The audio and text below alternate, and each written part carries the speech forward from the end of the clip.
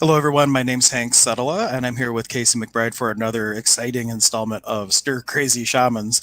And we're probably starting with what we would have loved to start with the first talk that we did, which is how to commune with nature. It was actually Casey's idea that this would be our topic for today. But as always, we like to follow the energy of the group. So if you have a question, a comment, please feel free to make that, and we would be happy to speak to what is on your mind. So, Casey, what was your inspiration for, since you picked the topic, why this topic today? Why now?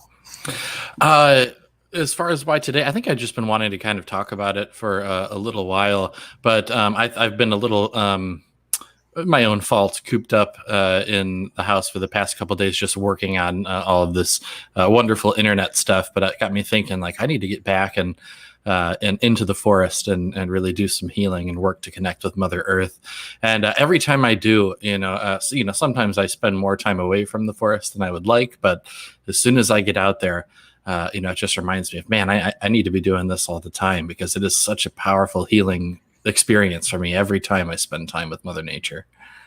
Right. And also, this is going to be something that I know my teacher Zane has talked about it, that a lot of what we're seeing in the world with the virus and things like that may be a manifestation of us being so out of balance with our Earth Mother, what we call Pachamama in the Southern tradition, of being so far out of balance. And that's also a reflection of being balance with our bodies, because we believe that the body is a reflection of our relationship with the earth, like the body is a mirror of the earth. So if we're not connected with the mother, how many of us have lost the sense that our body is something that we have, it's a separate thing, but we aren't really communing with our body either. Just like we're not communing with nature, they kind of go hand in hand. Yeah, and I think that's one of the great lessons that nature has to teach us, is there's so much communication always happening in nature. And I see this every time I like just the sounds I hear in nature. I know we always bring it back to sound with the sonic shaman thing, but the birds communicating, the way the wind rustles through the leaves. I mean, you can just feel, if you really tune in, that this beautiful symphony of communication in nature, and nature communicates through, I think, feeling primarily. And we're so stuck up in our heads and our thoughts that we don't take time to tune in and really feel what's happening in our own bodies. And yes, we become disconnected in a way because of that, and that causes a lot of dis-ease, as we like to say. Well, and is there something that you do in particular to help? Well, I mean, we're kind of in the thick of it, being able to communicate with nature, going through the different initiations and things like that. But if someone hasn't really taken the time to develop that dialogue with nature, what tips and tricks might you have? And then I'll share mine as well. What can you do to start reintroducing yourself to have that relationship again? Hug a tree. It sounds, a lot of people think like, okay, wow, yeah, that guy's a hippie if you actually see someone hugging a tree. But I'm telling you what, it's one of the most beautiful experiences you can have, to be fully present.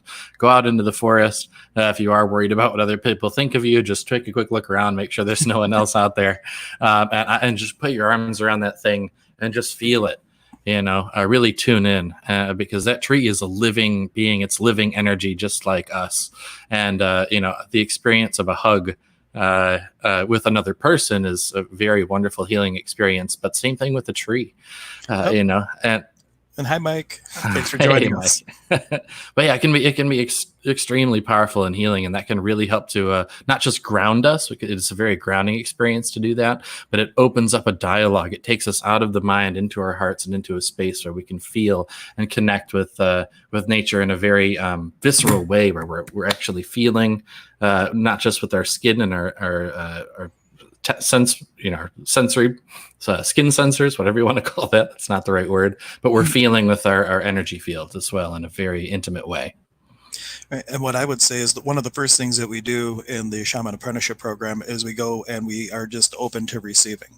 And you go out and you ask, basically, or you're open to whatever gift that the nature spirits have for you, that you're willing to um, just willing to receive it. And just once you're starting to willing to receive it, then there starts to be this interplay of energy between you, and starting to kind of develop that language of the spirit world with it.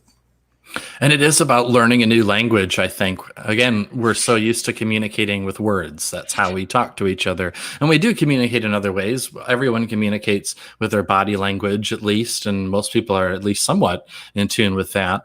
But like we said, this language of communicating with spirit is one based on feeling. And some of us have been so far removed, we're so caught up in our heads and our busy lives that we've sort of forgotten how to communicate. But deep down, we all know, and it's just a matter of sort of remembering. So yeah, opening up that dialogue and just beginning to feel with every part of yourself. Engage all of your senses when you're out in nature, not just your sight. Engage your sense of smell, your hearing, and really be fully present with those senses without judging them. And you've mentioned hugging a tree. Another one that one of my clients just reminded me of today is to go lay on the earth. Whether you're laying on your back or you're laying on your stomach, it's a great opportunity to really connect her. Just think of like a brand new baby being laid on the bosom of the mother, and it's kind of like that same thing. You're that little baby and you're connecting with Pachamama, Mother Earth, and just being like, I'm here, what can we be a contribution to for each other? And I like, so if you're going to do that, I think a great thing to focus on, Zane brought this up. He was the one that introduced me to thinking of it this way. I've experienced it, but he put great words to it for me, is to really pay attention to the sensation of gravity when you're laying on the earth. And recognize that sensation of gravity, that heaviness that you feel pulling you down to the earth, is the love from Mother Earth pulling you tight to the earth. So and that's a really beautiful experience, to sit there and recognize that that heaviness is a heaviness of like just the most profound love for us. I've worked with Zane for so many years and I've never heard him say that. So it's amazing. Like, there's always new things that come out. And Zane almost joined us today. I had given him an invitation, but he's actually watching a grandchild for someone, and he says he's been watching them almost every day, and he's like, I think of you, Hank, every time, because he's not a parent. When you are a parent, like, it totally changes your world, and your time is not your own. But hopefully he'll be able to join us at a future Crazy Shaman, and we can actually have him on with us. Oh, I would love that. That would be wonderful. Zane's a powerful dude, very wise. But yeah, going back to techniques for connecting with the earth, people so often think, when we think of like grounding and communicating with nature, we think of like the dirt and the grass and like the fields and trees. But one thing that's really powerful for me is to connect with is water. Because this planet Earth is, for a large part on the surface of it, there's a lot of water. So water is something you definitely want to be connecting with when connecting with the earth. And for me, like, if you can find a little river, a stream, or if you're somewhere where there's like a lake or an ocean, to put your feet in the water and really feel that. And I like to kind of open myself and imagine, and I have this realization that the skin is sort of just an artificial barrier. It doesn't really keep energy out, except for when we allow it to with our own minds.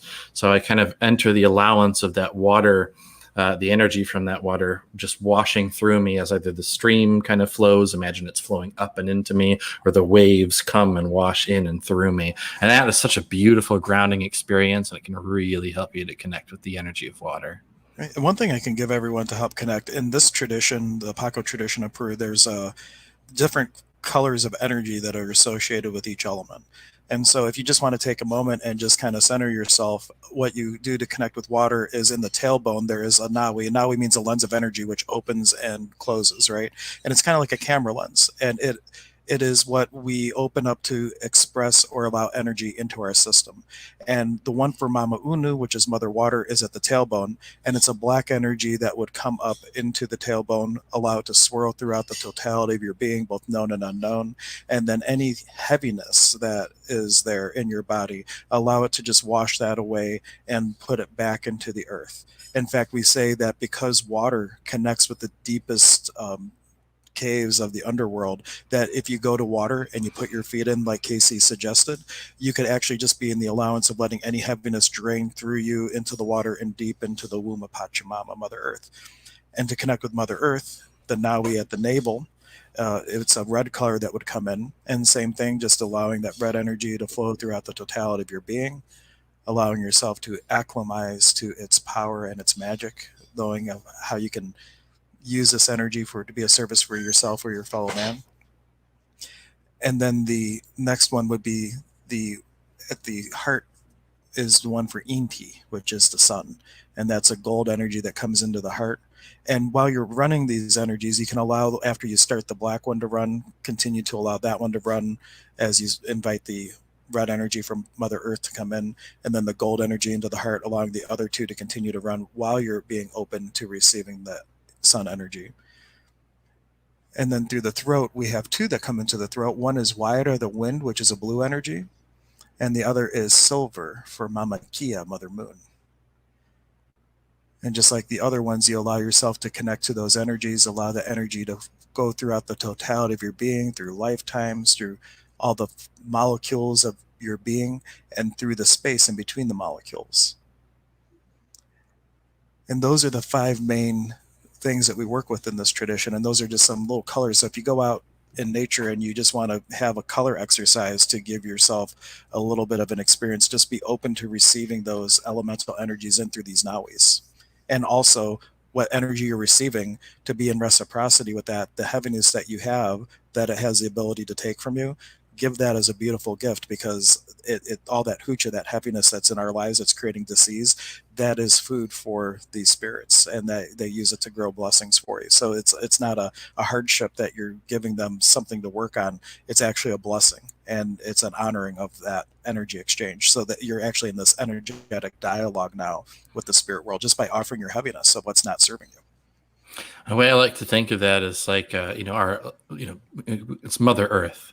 We call it, the Earth is our spiritual mother here, and think of your own mother. If you, hopefully you have had a caring mother growing up, and the motherly energy is like, they want to take on your pain. They don't want their son or their daughter to feel or experience any kind of pain. I'll give it to me, I'll take it for you, I'll deal with it.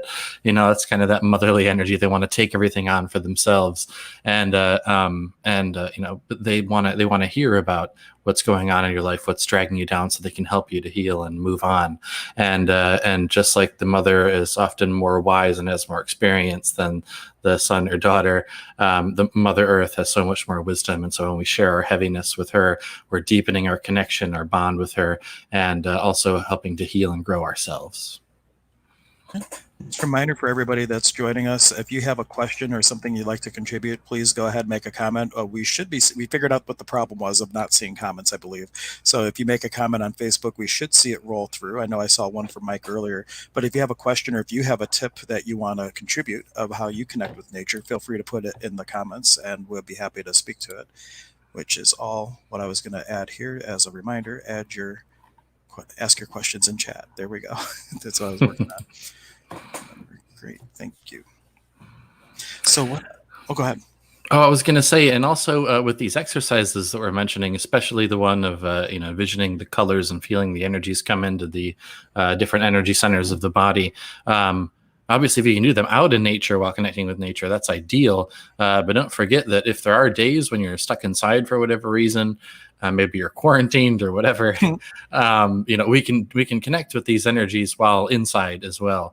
And one thing that I've enjoyed doing on, especially like really cold winter days, a way to connect with, again, going back to water, and it's like a bathing ritual. So, if you have a tub, fill up a tub, sit in there and really feel yourself connect with the energy of that water.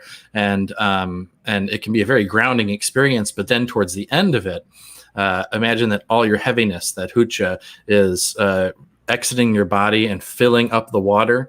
And then as you pull the drain, you can kind of ceremonially allow all of that hucha to sort of drain away from you and out of your space.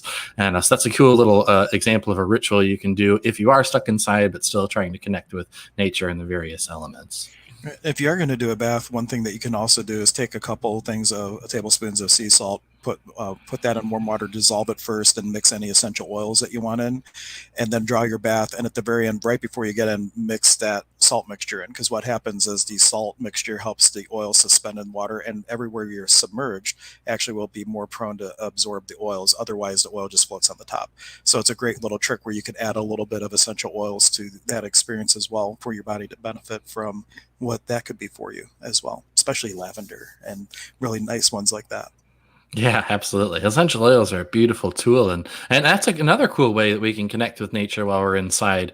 Is essential oils. That's the power of plants that come from nature in a tiny little convenient bottle that we can connect with at any time. And also, let one of my sort of physical, spiritual, or shamanic journey hybrids. I went out to actually walk in the physical woods, but it was I was being guided by the spirits, and I was told you're going to find 4 gifts in the forest today. And as I was walking along, I would actually see there were like little elemental beings would like pop down on top of a rock or something, and I go, okay, that's the one. And so there were 4. I think it was a couple of rocks, and then like 2 really interesting looking pieces of wood. And uh, Spirit communicated to me that I was to set up like a grid in my room. So I actually have like them in each corner, one in each corner I set up, and then had the intention to sort of create this like energetic, like almost like a pyramid or some kind of geometric shape out of it, so that I always am connected with the energy of nature, even when I'm in my room inside. Now, you don't have to do anything that complex if you're not that adept at communicating with spirit or doing advanced energy work. Just bringing something from the outside in, if you have like a little altar like I have behind me, bring something in for each season. That's a cool thing I like to do. Like for spring, again, I was walking along and I knew I was going to find something for my altar, and I just looked down right at the very end of the hike, and there was an acorn with a little, like the sprout coming out, and I thought, oh, that's a perfect representation of like new life in spring. So I brought that in and set that on my altar and just had it there to kind of bring the energy of spring of that season in. Cool. That also is reminiscent of something we do in the program. We start in April normally, because we're like the whole first weekend, you're like planting this divine seed, this muhu koya, the seed of divine potential. And through the program, as you start to have this dialogue with nature and have these energies come in, all that energy helps to sprout that seed, where you're allowing your own unique voice in this world to come up through and then flower out the crown to connect with Widokocha. They say like you refine your own inner essence to offer your nectar to the royal hummingbird, and the royal hummingbird in the tradition is the connection to the creator. I love that. That's awesome. Yeah, I'm so much looking forward to connecting and expanding on all of this. For someone like me who is trained by the spirits and is so intuitive, to hear that there are so many of these parallels, that's just such a beautiful, validating thing. And while I don't think I necessarily like need kind of constant validation, still having that occasional reminder of like, yeah, well, this is all very real stuff and you're on the right path, man. That's very helpful. And I would rather have the validation, even if I don't need it, than not. Yeah. Absolutely. Right. And for anybody watching, our program is actually going to be the live portion is going to be postponed because of the stay-at-home order.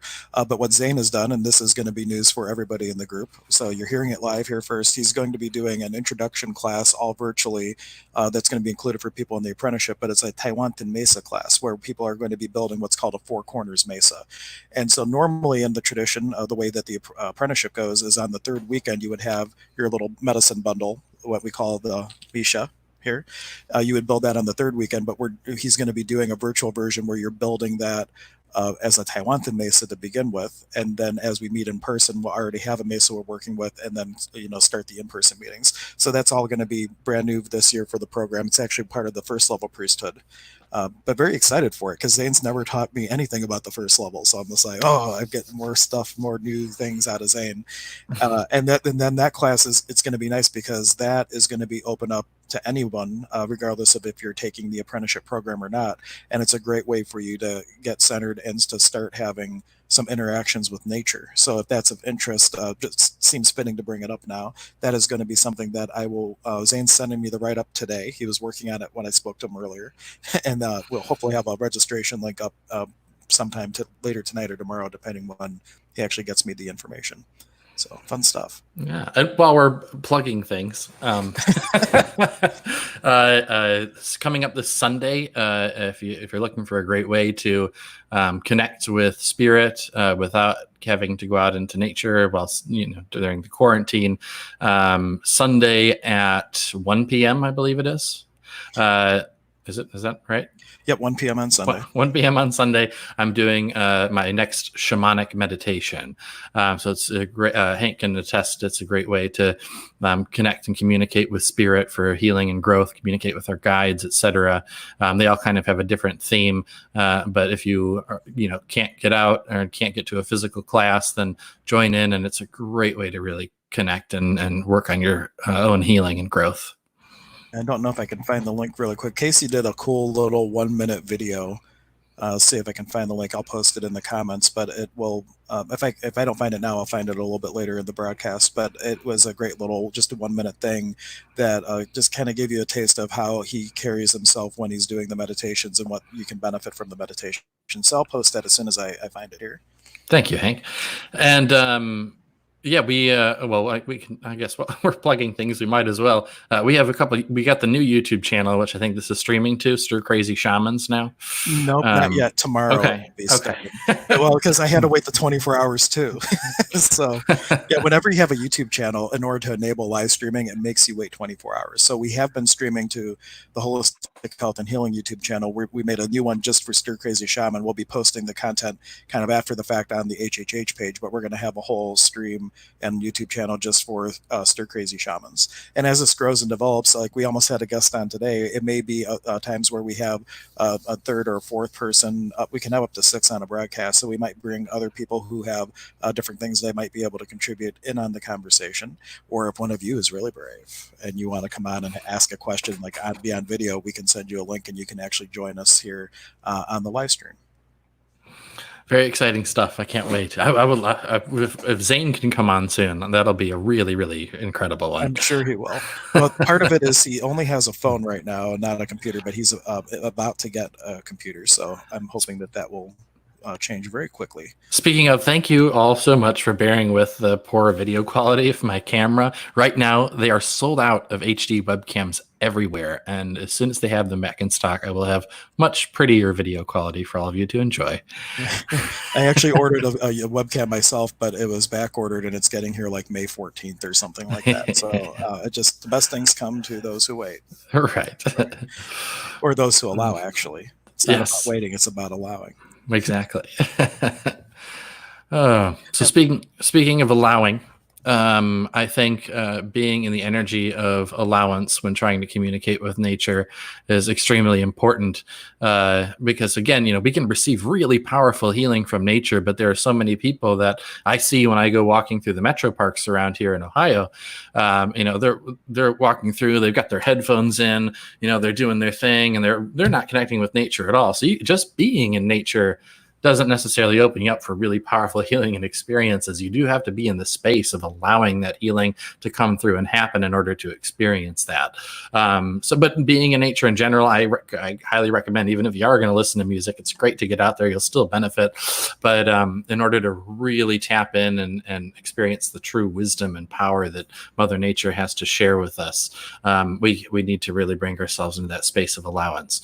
And maybe you can help with it. You have always have these great sort of rituals and ceremonies and techniques for getting into the space of allowance. Do you have one that like really rings true for you as far as being out in nature to prepare yourself to receive that healing? No, well, the thing that I would do, wherever you're going to go, find 3 leaves and like preferably not poison ivy or poison oak or anything like that, but like 3 and ask the leaf before you pick it. You say, hey, you kind of just say, do you want to be part of this? And you'll get a yes or no. This is how, when we build sweat lodges, you have to use saplings for that. And you ask a tree before you cut it down, like, hey, do you want to be part of this? And occasionally you get a no, and so you want to honor the plant and whatnot, but you get 3 leaves, and there's this whole little ritual where you're introducing yourself to the leaves. And those leaves, the thing is that the nature spirits of that forest or wherever you're at, everybody knows each other, right? So by introducing yourself just to one little part of the forest, in this way, you're kind of bringing your awareness to like who you are to the forest, and kind of introducing yourself energetically, so that now you're not a stranger anymore. And it's not like you're just showing up and saying, hey, show me something. It's like you took the time to introduce yourself. This is who I am. This is where I come from. And this is what I'm looking for. And the way you would do it is you take your 3 leaves, you would hold them at the navel, And you just have the intention to allow your physical body to come into resonance with the with our beloved Earth Mother Pachamama. And then you would raise the leaves up to the heart, the power of Moonai, your combination of will and love, and you allow your heart to come into resonance with the middle world, the Kaipacha. You would bring the leaves then up to the third eye, allowing your intelligence and your wisdom to come into resonance with the Hanakpacha, the upper world. And bringing them down to your lips, you would say Nokani, which means I am, your full name, William Henry Setala, Ayu, Apu, Kunamanta, Pittsburgh, Pennsylvania. So I basically am saying in Quechua, and you're welcome to use English. You don't have to say Quechua.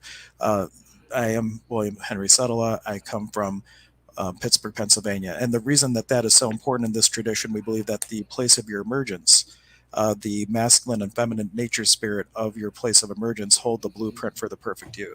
So it's not just this is who I am and this is where I come from. In a way, you are saying this is who I am and here is the essence of who I am becoming. And this is the blueprint of who I can be as a divine infinite being on this physical plane. And so after doing that, you do a breath, breathing out to the left, calling in all the feminine nature spirits, and then another one to the right, calling in all the masculine nature spirits. And then basically you do what we call a haiwa, which is like a sacred breath. It's a baby's breath. There's no words. It's just you breathe into the leaves, the highest vibration of who you are in this moment. And you breathe that into the leaves. And now you've introduced yourself to the leaves. You called in all the masculine and feminine nature spirits of the space around you, and then you just find a place where you want to put those leaves back into nature. You can put them, you can bury them, you could put them into a stream. If you have a thing, you could burn them, and you could even go a little bit beyond this. Like after you do that, if you felt so inclined, you could just visualize from your navel where that muhu koya is, that spark of divinity. You feel this energy allowing it to build up in you, and you raise the leaves above your head. And what you're basically doing now is you're offering the highest version of you up to the upper world. It's that what we were talking about, wanting to draw that royal hummingbird to you. So you're offering your nectar to the upper world, drawing the sawikinti, the royal hummingbird, to you. And then once you feel that connection with the divine, you start to bring the leaves back down, and you do one more haiwa, this time being in the energy of all the things you're looking to actualize in your life. And notice I'm saying actualizing. That means that it shows up. Manifestation is how it shows up. Two different energies. So you're feeling as though all the things that you're looking to have allowance in your life around, you're allowing yourself to feel what it would feel like if those things were already here for you. And you breathe that into the leaves. So now you're breathing the energy, no words. You're breathing the energy of the vibration of what it feels like to have all these things in your reality already. You breathe those into the leaves, and then you can put them into nature. And now you've introduced yourself to the spirits, and you've also said, this is what I'm looking to create in my world. This is what I'm looking to allow in my world. Hey, what contribution could you be? And that you give those things to the to put in nature somewhere, to the river or whatever the case is. I love learning about these the ceremony. That's one thing I think learning from the spirits as opposed to being trained in a specific tradition that thus far I haven't experienced as much as like the ritual behind all of this stuff. And I love it so much. And so I'm so happy to be learning about all this. Right. Well, and I would say make it up, brother. Yeah. So in the tradition, there's like the Pampa Masauka, and those are the ones who are trained, like you do this, then you do this, and you do this. And if you don't do it exactly how you're supposed to, nothing works. And the Ultima Masau can make it all up on the fly and do everything wrong and have the desired result because you're doing it from the heart. And really, the ceremony, a shaman is a showman. And whoever you're working with, what ceremony does this person need to get them out of their logical mind into their chaotic mind, that they're going to be in the space of getting out of their own way to receive the healing.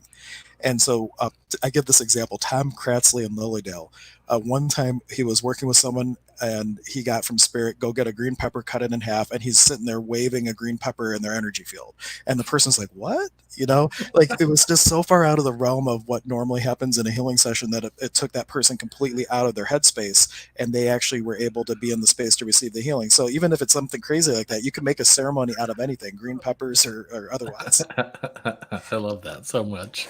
So that brought up, speaking of going back to the exercise you had just described, making offerings is a beautiful way to, I think, connect with nature. And there's one guy I found on YouTube. I can't remember his name. I wish I could give him credit because he's really cool. Yarrow Willard. And I don't know his channel. Oh, what is he? He's the anyway, Yarrow Willard is his name, but he's an herbalist, and he goes out and like forages herbs that he uses to make like healing products.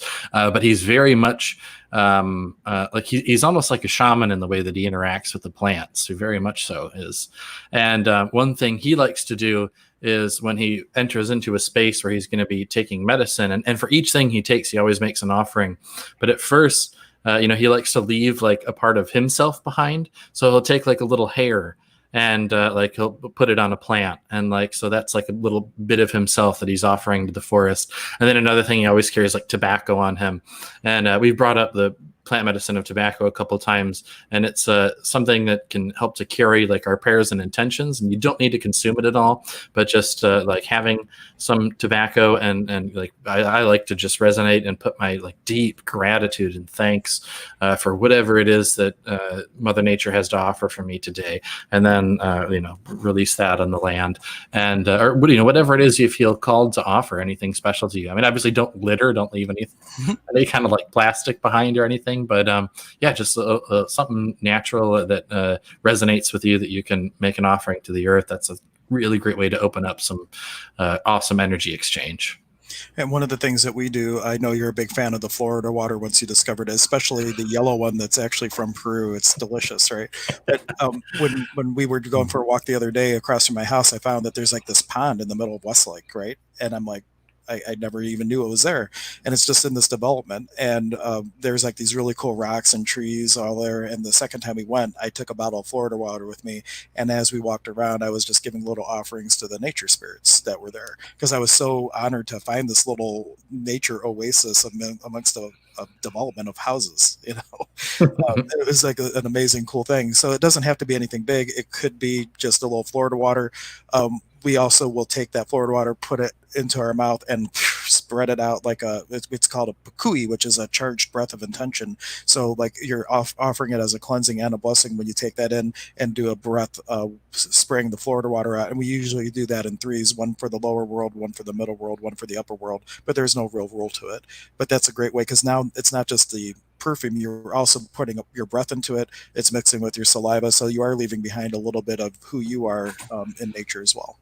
I love that, and it's to me that's just so fun to do. Again, none of this stuff is necessary in order to have this connection, but it can be so much fun. And if it's fun to you and it resonates and it helps you to feel more excitement and more joy while doing all this stuff, then go for it. It's really awesome.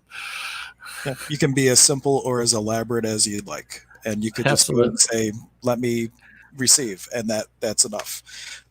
As long as you have the point of view that it's enough. You see, point of view creates your reality. And so if you've already come to the decision and conclusion that you can't have these experiences, then something like a ceremony helps you get out of that logical mind where you had that judgment and step into a different possibility. So that's really what the ceremony is about. It's kind of getting the mind out of the way to be open to receiving the experience, where part of us might have chosen that, hey, that's for shamans, that's not for me.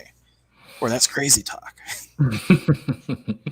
Yeah, ceremony is something that even before I reached out to you and decided I was going to further my training and really receive training in a specific tradition, my guides had kind of been driving home the point that ceremony is something that it was important for me to really help to deepen my practice, because I know myself and a lot of other people, we can sort of get really motivated at times and really do whatever spiritual work it is. Like for me, I do my journeying and shamanic healing and communicating with my guides. There are some times when I'm so motivated and like I don't need any tools or any ritual or any ceremony, and I'm just like always communicating, always doing it. And then other times, for whatever reason, just the way the energy flows, I'm not as motivated, and I get a little more focused on the physical things when I would like to have more balance instead of going back and forth.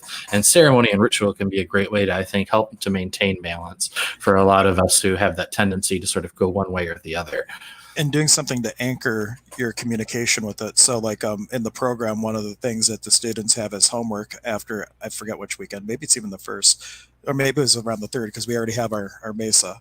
But it's just to go out at dawn every day, preferably around the same time, and using just a mesa, doing that same exercise, connecting with each of the colors, also connecting with the rainbow quiche, connecting with Huerococha, and you just go through a process where you're letting the energy flow out to those things, and then you turn it back in, and so you're creating the dual stream, and you just do it every single day. And when you establish that flow in moments where the regular world, the duality, comes crashing in on you and puts you in a space of flight or fight or flight, you have these tools built so you can more easily slip back into that serenity that nature has for you. And I think there's something to be said about anchoring, not just on a personal level, but also sort of archetypal anchoring, where when we practice these, especially in the tradition that you're trained in and that I'm going to be learning, Paco Kuna, so I'm saying that right? Yep. It's a Or just very Paco. ancient. Kuna means plural, so Paco is nature mystic. Paco Kuna is like nature mystics, technically. Okay, gotcha. So yeah, it's such an ancient tradition and very much intact and untouched for as far as we know for a very long time. And so these a lot of these rituals that we're practicing are the same rituals or this at least the same energy behind what they're doing that they've been doing for a couple thousand years or more. And so I think when we connect with that, especially consciously, and we know that this is an ancient practice, an ancient ritual that we're performing, I think it just really helps us to amplify. And every time someone else does it, at least I feel that we're adding to the energy of that particular experience, and we can sort of build on each other and climb higher and higher every time we do that. Absolutely. And to talk a little bit about the tradition, what happened was that when the Spanish came in, were conquering, they couldn't deal with the altitude sickness of going so high up in the mountains. So the Caro Indians that were way up in the mountains, they weren't conquered. Like the Spanish couldn't go that high, so they didn't bother, kind of. And basically those people were left alone and untouched. And there was an anthropologist that was in Cusco and noticed somebody there that had these cloths. Like if you look at these mesa cloths, the way that these are woven, he noticed that the way it was woven was a way that hadn't been done in hundreds of years. And he's like, "Who are you? Where are you from?" And he found that these Caro Indians were living way up in the mountains of Peru. And he made then an expedition to go see these people and learn from them. And that's where this tradition was kind of distributed into the world. And it was then that they used to only teach the other Caro this. They wouldn't teach like a gringo, they call us, the white guy. And they wouldn't bother teaching us because it was, for their children, but their children weren't interested in learning it. And then after this one earthquake, they took it as an omen that there was this prophecy of the two warbirds flying together, the eagle and the condor flying together in peace, and that when this sign happened, that it was then that it was to be taught to the Western world, to the north, to the children of the north, and they started teaching their tradition to people like Zane and to Elizabeth Jenkins, who is one of the people that has the same teacher as Zane. I watched a video, not that I think it was like a couple of weeks ago, and the Pacos were mentioned in the video as well. But many traditions, shamanic, would be what we call shamanic traditions, native traditions throughout the world, have had similar prophecies, like they call it like the end of times or whatever, but it's not like the end of times as in like everything, the world's going to blow up, but it's more of like the end of the spiritual dark ages, they said. Right. Where before, there may have been a select few who were really like connected and they were the spiritual leaders, and now like we're in the time when everyone's supposed to start learning this stuff and reconnecting for our own healing, to connect with the sacred peace and silence, and also to help to heal the earth. A story kind of around that.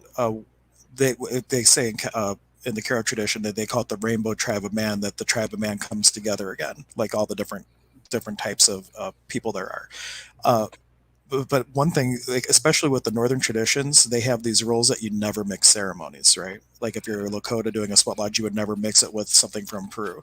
And I happened to be at Lilydale teaching a class, and I had done a despacho, and I wanted to burn it in like a ceremonial fire, and there happened to be a sweat lodge the next day, and my friend had already asked the guy who runs a sweat lodge if I could burn it, and he's like, absolutely not, we'd never mix ceremony. Well, I went the next day anyhow, and I said, this is what I did yesterday, and I would love to be able to offer a blessing to everybody here and burn it in the fire. And he's like, spirit says yes. And like it's like, let me do that. And then during the rounds inside the lodge, like I told this story of the condor and the eagle flying together, and it was like an example in that moment of like a northern tradition sweat lodge and a southern tradition being welcome in the same space. And like that, I was like, And it was Spirit who gave the okay oh yeah, too. because he had already said no. Yeah. And I'm like, no, I really feel strongly that, this is going to be burned in this fire, and I'm going to offer this little blessing for everybody. And I showed up the next day, and he said yes. And then we even talked about it in the lodge as we were doing our rounds. It kind of came up, and I shared about the prophecy, and he shared, that he got a yes from spirit, that he just felt like, yeah, that from the place that I was coming from, the authenticity, that it was, spirit said allow him to do this, and it was a beautiful moment, because it was just speaking to that prophecy, like those two traditions kind of coming together. A really special time for me that I was allowed to do that. And it's happening on really two levels. I think there's a couple, like two different directions we're kind of going on this planet. And technology, I'm going to give the example of like, with technology, it's sort of becoming further and further. How to put it? It's becoming more and more complex. There are more and more ways to sort of get lost in the realms of technology and become distracted. But at the same time, more than ever, we have access to information about every single spiritual tradition. And I know for myself, when I was first sort of discovering all this stuff and learning from the spirits, when I would go online, and this, I don't know, maybe like 10 years ago, 12 years ago, and I would just go to type something in to look whatever experience I was having. Like, there was not a lot of information easily found online. And now just my Facebook feed is filled with all kinds of awesome spiritual inspiration and things from all different traditions from all around the world, the East and the West, everything. And so I see that kind of parallel of like some people moving in that direction of further into the differentiation and dissonance, and then also through technology, people are moving into becoming more connected.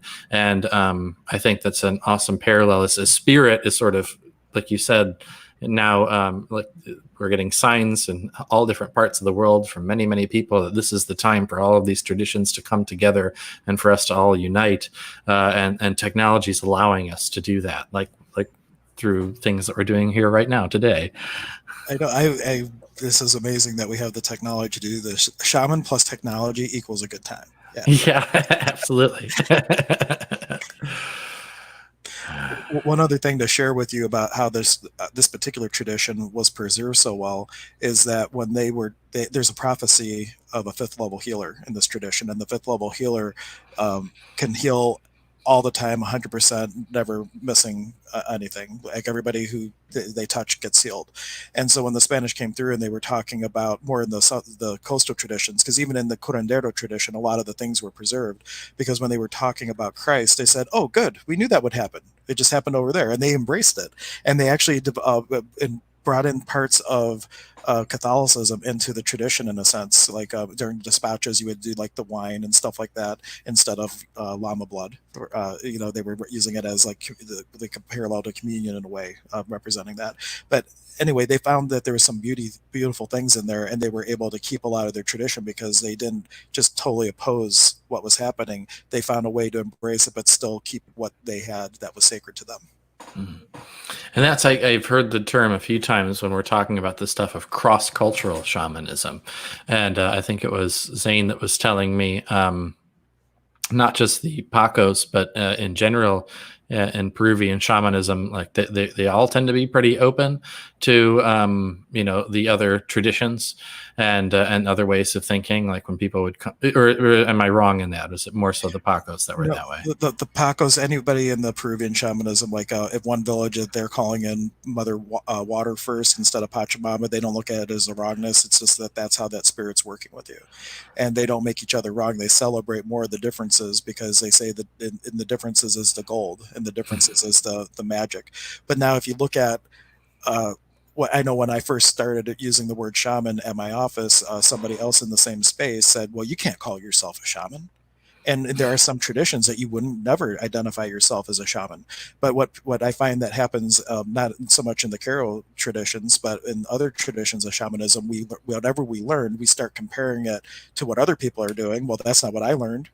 And people are, instead of being in the space that both can exist and both have beauty, well, one must be right because what I was taught was the real deal. And if I think that they have something that was right and that I was wrong, then what I got wasn't authentic. And so they started playing this judgment game, but really it's all, things that are connecting with nature, just with a little bit of a different flavor. So being an allowance of other people's you know details of how they do it, being an allowance of all that instead of judging it as something different from what you're doing, just another way, not the way, is the way to look at that kind of thing. And then we're in a space of cooperation instead of competition with it. Agreed. I think a lot of people need to accept that message for themselves. To allow the message. Yes, to allow the message. I know, like for myself, it's funny because sometimes, I'll have a conversation. I'll get into different spiritual topics when talking to clients that I work with, and people will ask me, about like say like the gods, for example, like or God and like the Christian and Judaic God, and they say, well, it's like, do you believe in that one versus this one, etc. And I always tell them, all of it. If whatever I can learn from any particular entity, God, way of thinking, if I can take something away from that helps me to grow and learn and expand myself just a little bit more, then I'm going to benefit from it. And I'm not going to be closed off to anything just because, I don't like, a particular whatever way of thinking, because, I don't know. I think just being open to learning from everything, I think that's really the shamanic way, because we're really learning to pull from all of the energies to go ahead. Oh no, I was just going to say too, with all this, really the key is allowance. We've been saying that from the beginning, how to connect with nature and all. And I made it a point to change it to allowance from acceptance, because acceptance is an entirely different energy. And I use the rock in the stream as an example of this. When you're in allowance, all the energies of the world just flow around you, and the rock can be a rock. But if you align and agree with, or resist and react to, which is the energy of acceptance, that rock gets washed away down the stream because it just aligned with another energy, and it's kind of going with the flow. So allowance is it's flowing around you, you're still being you. Acceptance is I agree with that, and off you go with what you agree with. And if you resist and react to it, then the rock is like resisting against the water, and it gets whittled down to a pebble of sand, and then it goes downstream. So the energy of allowance is to be in the space of non-judgment about whatever it is that you're perceiving, and just being an allowance of it being. And then you can of course make your choices of who you're going to be in creationship to that, but it's not at the whim of it. Yeah, I guess I don't spend nearly as much time thinking about these words as you, but I appreciate that you always bring this up, because I do think it's really important to be careful with the way that we use words when communicating this stuff, because the subtle differences in the energy behind these words, or what seems like subtle differences, can really make a world of difference in as far as how our subconscious mind perceives things and how we process them. So I thank you for always no, well, I don't mean to do, but the people watching, you might be using the word with the correct energy behind it, but someone listening might listen to it and not get that. So I'm more doing it for just in general, not saying that you were in the wrong energy. Yeah, no, but I genuinely appreciate that, because it's I tend to be so much focused. Like I'm when I'm listening to a person talk, I don't remember what you said even just 30 seconds ago, but I remember the exact energy behind it. But other people can get the other way around. People get really focused on the individual words, and they're missing the correct energy, or correct energy, whatever you want. And the other thing with allowance is, like, if you are listening to a presenter and they say something that you don't agree with, and now you're in this place of, you can't receive anything else that presenter had for you that might have been the nugget of gold that would have changed everything, because they said something that was just like, no, I don't agree with that. But if you could just allow them to be in the space that they're in, now you get past that, and the next nugget of gold that you are able to receive, you can have. So it's a really fine line in terms of that energy between acceptance and allowance or rejection. Yeah, agreed. And I've experienced that myself. And in the past, I know when listening to a teacher, they'll just bring up like the wrong tradition that I used to like not agree with or something.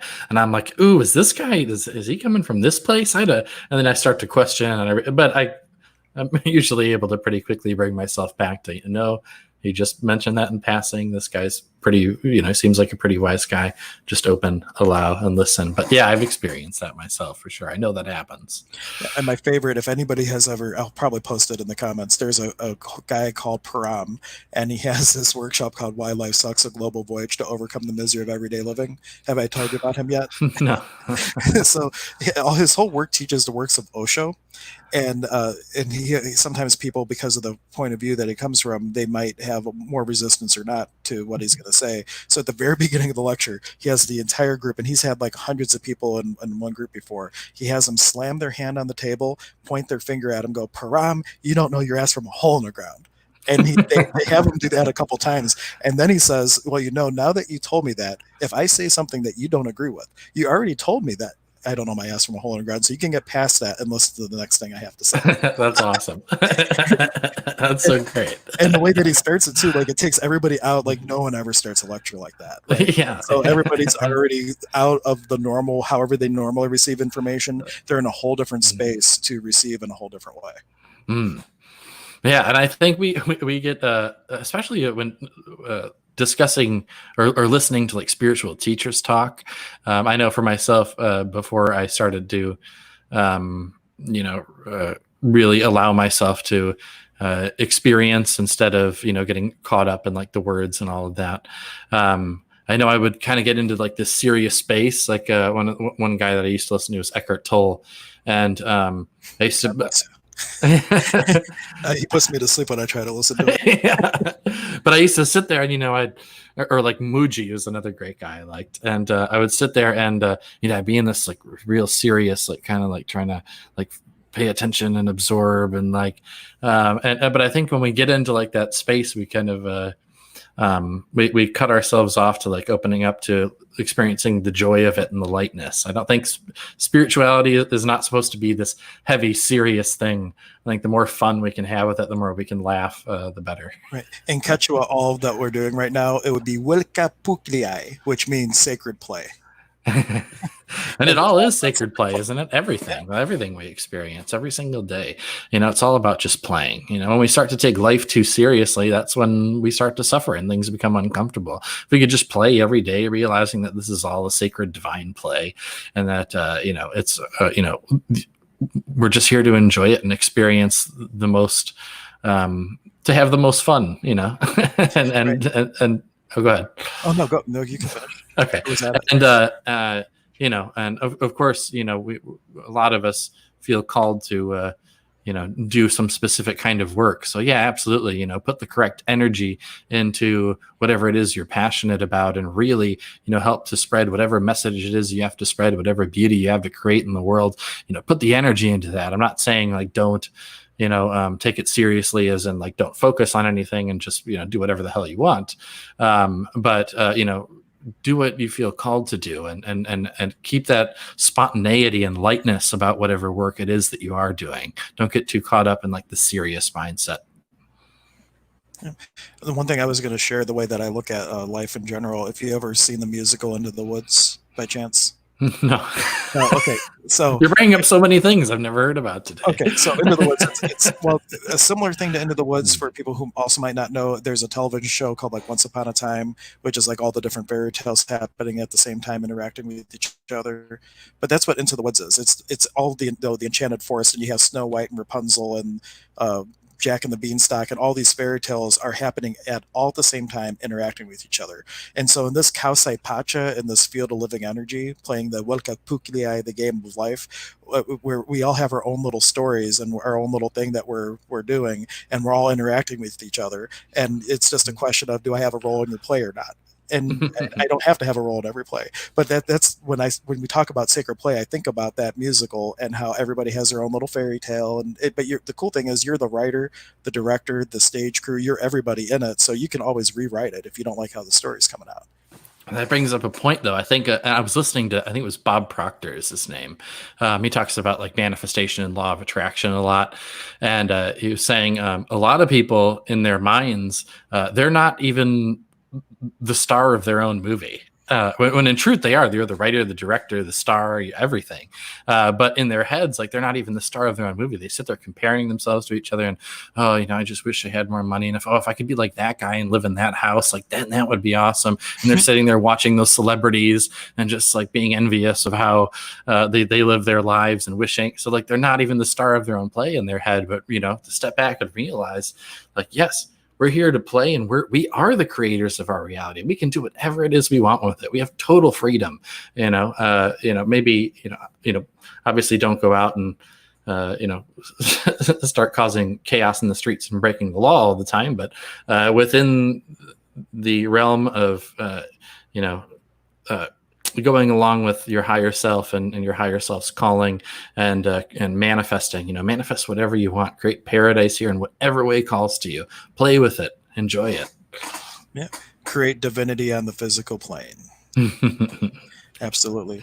And one of the great ways to really get in touch with that, because your relationship with the earth is reminiscent and paralleled, like we started our conversation with your relationship to your body. Your body is the Waldo that the being is using for all of this. So connect with the earth, connect with your body, recognize that your body and the being are two separate things.